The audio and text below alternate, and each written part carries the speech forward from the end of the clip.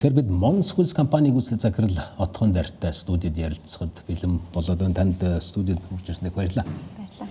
Тэгэхээр 25 оны 3 дугаар улирлын байдлаар цэвэр ашиг 100% одоо давж өсгөхөд ер нь ямар хүчин зүйлс гол драйвер болсон бэ? Ашигын маржин одоо борлуулалтын хэмжээ, валютын ханшигд ер нь нэг удаагийн орлого гэх мэтчлэн ер нь аль нь хамгийн их голлох хүчин зүйл болов?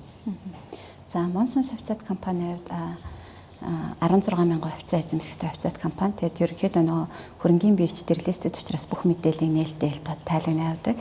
За яг цэвэр 3 дугаар улирлын бид нар бол цэвэр ашиг маань 102% бэлэлтэй байсан бол өссөн дүнгээрээ буюу эхний одоо 9 сарын өссөн дүнгээрээ 145% бэлэлтэй. 145. Тийм 145% өсөлттэй байсан ба.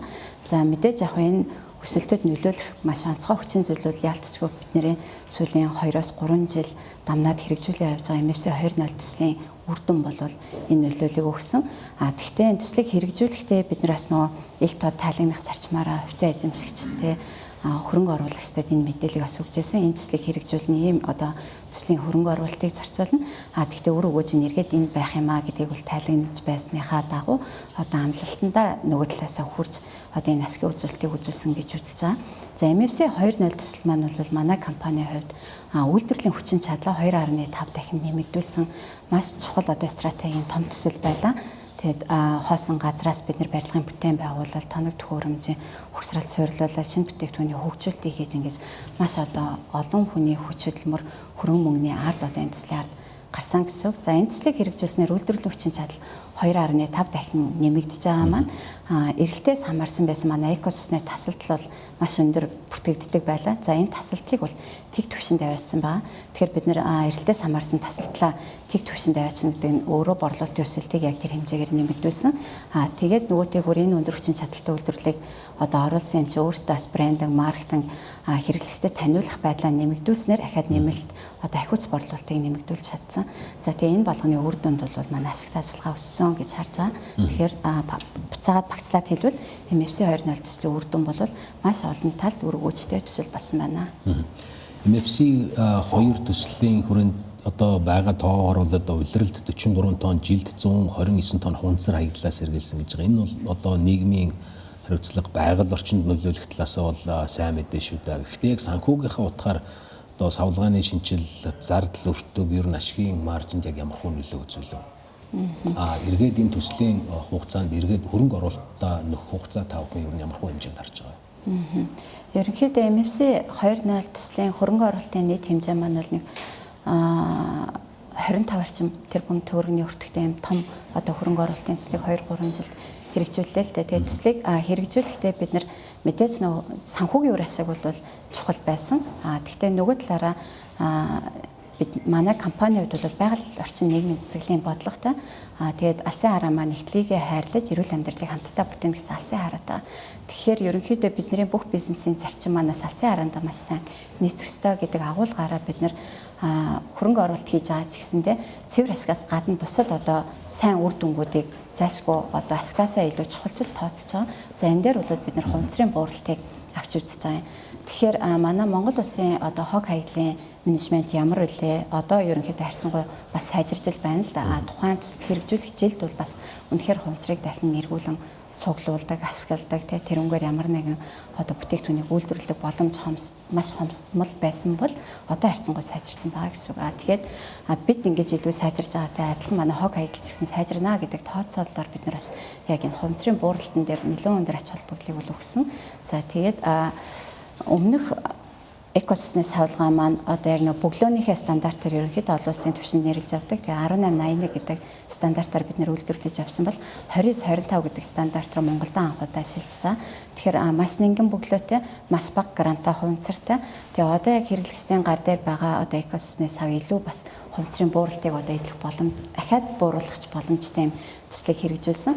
За эхний ээлжинд бол мэдээж манай нөө хэрэглэгчд маань шин зүйл дадах хэрэгтэй. Тэгэхээр дадах хугацаагийн дээрээс нь бид нар бас эрсдлийг тооцоолоод 30% бууралтайгаар одоо зах зээл бүтээгдэхүүнээ гаргасан. За энэ бүтээгдэхүүн маань хувьд бол хэрэглэгчээс харьцангуй гомдол санал болоод дэлгүүрийн харилцагчдаас маань бас энэ дээр ямар нэгэн одоо санал гомдолгүйгээр маш хурдан хугацаанд байршиж чадсан тийм. Тэгэхээр яг шууд утгаараа ингээд 120 тонны хувцрыг бууруулна гэдэг бол манай компани байгаль орчин нийгмийн засаглалын бодлогоодаас үнэтэй хувь нэмэр бас болж байгаа. Нөгөө талдаа энэ өөрөө мөнгөн дүнрөө шилжүүлээ харах юм бол нөө бүтээгдэхүүний савчаа өөрөө грамаараа хүртэх нь гарч ирдэг бол грамм 30% буурна гэдэг чинь өөрөө хүртэг маш сайн сайжирч байгаа, буурч байгаа. Нийт ашигт ажиллагаа сайжирч байгаа гэсэн. Тэгэхээр бид нэр хэрэглэгчдийгээ зөв одоо хэрэглээ рүү төлөвшүүлэнгээ ашигт ажиллагаагаа сайжруулж чадсан тэмүр хөгжтэй төсөл болсон гэж үзэж байгаа юм. Тэгэхээр орлогын өсөлт бол үнэхээр чухал. Гэхдээ энэ өсөлтөөс бас илүүтэйгээр орлогын тогтвортой байдал чухал байдаг шүү дээ. Тэгэхээр энэ өсөлтийг ер нь эх он 5 хүн яаж ирж байна? Дунд хугацаанд яаж ирж байна? Өсөлтөө хадгалах ямар бодит төлөв ер нь гол нь тоон зорилт 5 хүний хувьд ширээнд ирж байна. Өнгөрсөн одоо 5 жилийн түүхийг аваад харах юм бол өнгөрсөн 5 жилдээ бид нар 33-аас 38% юм дундаж өсөлтийг жил болгон үзүүлсээр ирсэн. За 26 оны трендээ ч өсөлтийн трендээ хадгална гэж төлөвлөсөн. Дунд хугацаанд ч гэсэндээ энэ трендээ хадгалсаар байх болно гэдэг юм одоо төлөвлөлттэйгээр одоо өөрсдийнхээ амбицыг төлөвлөө явж байна. Хэрэглэгчдийн хувьд эрүүл хүнсний хэрэглээ маш их нэмэгдэж байгаа. Олон улсын тренд нь ч гэсэндээ яг эрүүл хүнсний тренд рүү шилжиж байна. Тэгэхээр шингэн хүнсч байх, хуурай хүнсч байх хүмүүс хүнсээрээ дамжуулаад би эрүүл мэндээ одоо хамгаалах, хадгалах, дархлаагаа дэмжих боломжтой гэдэг юм суурь ойлголтыг ковидтай он жилүүд бол дэлхийн нийтэд өгчихсөн байгаа. Тэгэхээр дэлхийн нийт маань энэ хэцүү жилд Монгол улсын хувьд бол мэдээж нөгөө үндэсний үйлдвэрлэлээ одоо сайн хөгжүүлэхгүй, бэхжүүлэхгүй бол хил хаахад бол ямар хүн цогцолтонд орохоо харсан жил байсан. Дээрээс нь дэлхийн нийтээр бол дархлаагаа дэмжих, эрүүл мэндэд дэмжих нь миний хувьд бол хамгийн чухал юм а гэдэг хүн болго ойлгоц учраас эрүүл хүнсний тренд бол маш хурдцтай өсөж байгаа зах зээл. Тэгэхээр энэ зах зээл рүү бол бас бусад хөрөнгө оруулагчид, тэр үйлдвэрлэлч, тэр бизнесч тэр нэлийн анхааралтайгаар хөрөнгө оруулалтаа чиглүүлж байгаа, бүтээгдэхүүн хөгжүүлэлтээ чиглүүлж байгаа гэж харж байгаа. Бидний хувьд ч гэсэндээ яг 26 онд 12 төрлийн бүтээгдэхүүнийг шинээр бас зах зээлд нэвтрүүлнэ гэдэг. Энэ маань зөвхөн эрүүл мэндийн одоо эрүүл хүнсний салбарт эсвэл ер нь нийт бүтээгдэхүүний сегмент авах гэсэн. Ер нь яг манай бүх бүтээгдэхүүн маань ер нь эрүүл хүнсний зах зээл дээр байдаг. Эрүүл мэндийн хуурай хүнс, эрүүл мэндийн шингэн хүнс гэсэн хоёр гол зах зээл дээр одоо үйл ажиллагаа явуулдаг. Тэгээд эх онд төлөвлөсөн 10 бүтээгдэхүүн маань эрүүл мэндийн шингэн хүнснийхээ зах зээл дээр төлөрсөн тийм бүтээгдэхүүнүүдийг оруулахаар зорж байгаа. Зах зээл бас дэлхийн хэрээр ер нь өрсөлдөөнч улам ширүүсэж байгаа шүү дээ. Одоо эрүүл хүнсний сегментэд та бас дөрөв хэллээ. Тэгэхээр танай хувьд бол яг бүтээгдэхүүний үн бүрдэл, түгээлтийн сувг одоо энэ бүтээгдэхүүний шугам дээр аваад үзэх юм бол яг юугаараа өрсөлдөгчдөөсөө илүү давуу байдалд олж ялгарч чадж байна гэж байна. Ялангуяа одоо энэ хэрэглэгчийн зах зээл дээр өөрсдийн гэсэн маркет шеэраас байнга тэлж нэмэгдүүлж яхахын тулд ямар хуу тактик барьж байгаа. Ерөнхийдөө Монс хүнс хувьцаат компани гэлтгүй яг Монс группийн хувьд аваад үзье 35 жил Монс групп маань бол цэвэр инновацид тулгуурсан бүтээгдэхүүнийг хөгжүүлээд тэгээ Монгол овын санааг дэлхийд таниулна гэдэг юм алсын хараатаагаар үйл ажиллагаа явуулж байгаа. Тэгэхээр энэ алсын харааны гол одоо хэрэгжүүлэгч хэсэг бол хамгийн чухал одоо үүрэг хэрэгжүүлэгч нь бол манай үйлдвэрийн компаниуд гэж би хувьд бол үздэг. Тэгэхээр нөгөө дэрэгдээ R&D судалгаа шинжилгээний багтай. За тэгээд яг энэ бүтээгдэхүүн хөгжүүлэлтээр эрдмийн судалгаа шинжилгээг хамгийн сайн хийдэг гэдгээр бол илүү ялгарх бах. Тэгэхээр яг манай хүнсний үйлдвэр дээр бас яг энэ ялгарлаараа бид нар давуу талаа олж авч байгаа. Жишээ нь экосусыг аваад үзэхэд pH 8.5-тай шүтлэг зөөл ус байгаа.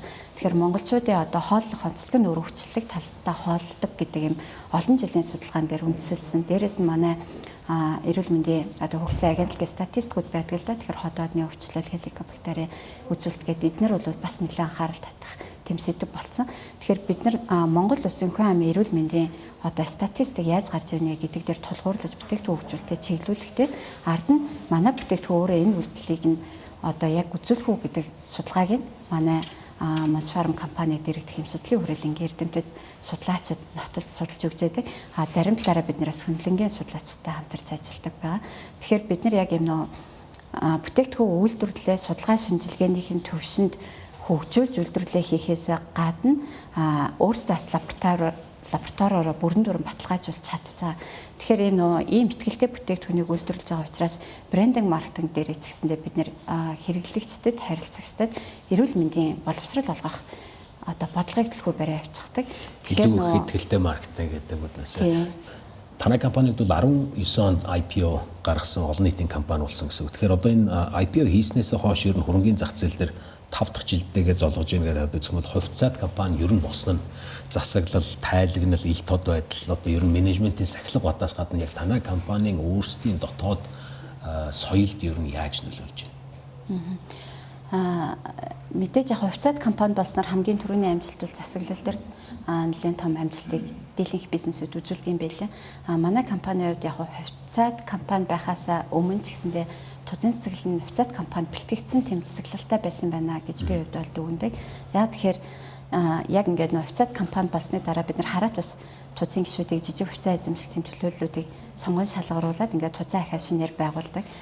Тэгээд яг тузын одоо авч явж байгаа менежментийг харахаар ХХК байх үеийн менежмент маань ер нь айгүй сайн байсан байна гэж хардیں۔ Гэхдээ нөө хараат бас хяналтууд нэлээд сайн болоод ирж байгаа учраас дээрэс нөө хараат бас гишүүд маань өөрөө хөрөнгөний захын одоо мэрэгчлээ экспертүүдийг бид нар авахыг зорж байгаа. Тэндээс одоо үнэтэй зөвлөгөө авна шүү дээ. Тэгэхээр нөө тузын тэр чадамжаасаа бид нар маш их зүйлийг суралцаж засаглаа илүү сайжруулж чадж байгаа. Яг нөө хүнс үйлдвэрлэгч компани маань өөрөө байгалийн түүхийд баялаг нөөцийг ашигладаг учраас нөгөө талаасаа доктортой хөгжлийн зорилт, доктортой хөгжлийн бодлого руу нэлээд их чиглэдэг. Тэгэхээр энэ одоо бодлого манай компани алсын хараа манаас бидний засаглалыг нэлээд чиглүүлж үздэг гэж боддог. Тухайлбал бид нар одоо үйл ажиллагаанд маш олон улсын стандартуудыг нэвтрүүлээ хэвшүүлчихсэн. Тэгээд тэрийгээ бас олон улсын одоо SGS Шанхай төвтэй аудитын байгууллагаар бид нэр хянан баталгаажуулан явдаг. Үүнд тухайлбал FSS 22000 гэдэг үндэсний аюулгүй байдлын ээж бүрийн стандарт, ISO 14001 гэдэг байгаль орчин нийгмийн одоо ээж бүрийн стандарт байна. За мэдээж нөө суурь стандарт ISO 9001 гэвэл бас баталгаажуулан явдаг. Тэгээд цаашдаа ч гэсэн энэ стандартуудаа баталгаажуулаад явах нь өөрөө манай нөө хөрөнгө оруулагчдад одоо итгэлцлийг илүү сайн бий болгох юм байлээ.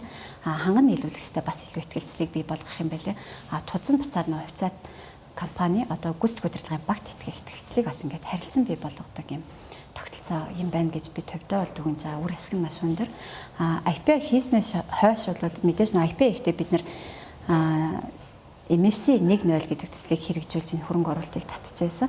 За төд бодлого 2-3 жилийн дотор энэ үйлдвэр маань эрэлтээс хамаарсан одоо тодорхой тасалдaltaй болсны одоо улмаас MFC 2.0 төслөө хэрэгжүүлсэн. Тэгэхээр энэ 5 жилийн хугацаанд бол бид нэр байнгын одоо өсөлттэй бизнесийн үр ашигын тэлэлттэй за бүтээгдэхүүний портфолио ч гэсэн тэлэлттэй ийм байдлаар үйл ажиллагаагаа явуулж ирсэн байна. Тэгэхээр компаниудын хувьд бол ялангуяа олон нийтэд арилжаа нээлттэй байгаа одоо нээлттэй компаниуд бол ярьдаг шээ. Манай компани үлгээ дээгүүр байгаа доогуур байгаа. Тэгэхээр таны хувьд бол хувьцааны үнэлгээг ер нь хямд байна гэж харж байгаа юу эсвэл үнэлгээ зөв байна гэж харж байгаа юу?